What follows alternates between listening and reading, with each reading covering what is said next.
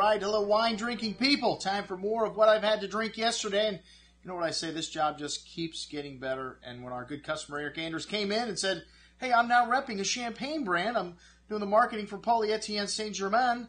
And would you like some samples? Pinch myself. This job keeps getting better. He dropped us off full bottles of 5 different champagnes from this, little known producer. This is a family that their history goes back in Champagne for quite some time. But these two, Jean-Michel and Agnes Lagno, they just started this champagne house. They were in, the financial world for the last 20 years. It says the higher spheres of local economics. So I'm just guessing that's finance. But one of the places they work for is LVMH. And when Eric went to visit Champagne, I guess a lot of the other houses wouldn't take him in. They were closed, and he just stumbled upon this house, and these people were so nice to him. You know, he said, I'm going to help you guys promote your wine in the States. And this Champagne is in, New York. Now they're in Miami. They are in, Cannes, Saint-Tropez. So they're not all over the world. It's not a name you're going to see in too many places.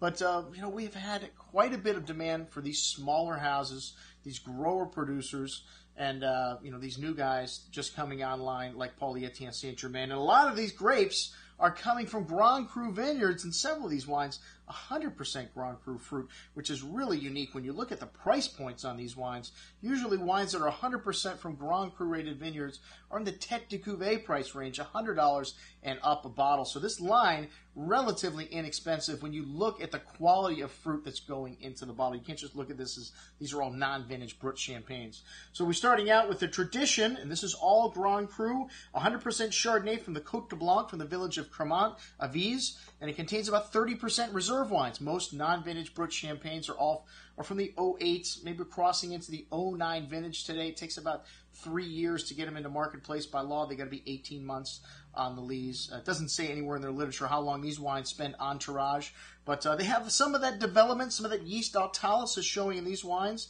This wine's got a fairly complex bouquet. It's got some vanilla cream, hazelnuts, pretty white flowers, some ginger spice, lemon citrus, and green apple fruit.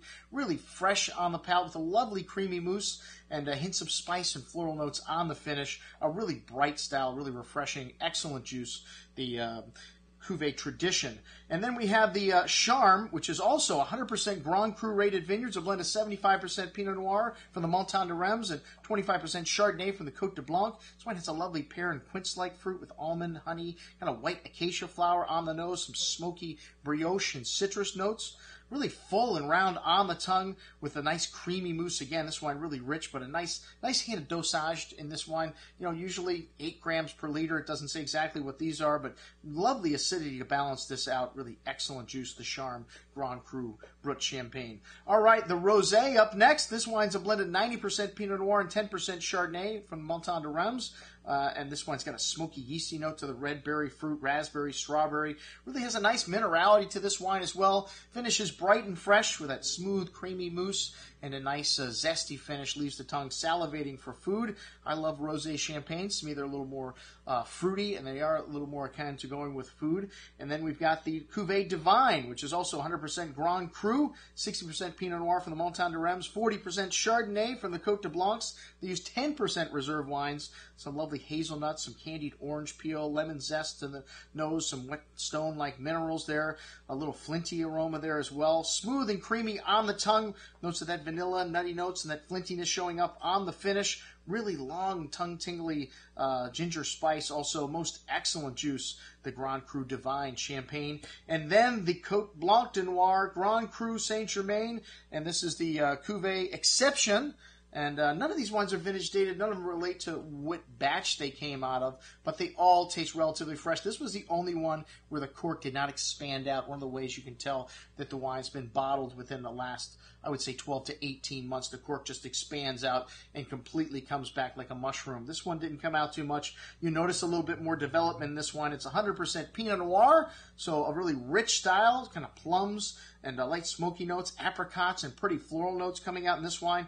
Really smooth and creamy on the palate. This wine has got a lot of rich fruit, kind of quince notes, some a long finish with a lot of minerality to this as well. Some mango and apricot fruit showing along with pretty floral notes and a touch of spice. Most excellent juice. These wines from Etienne Saint Germain.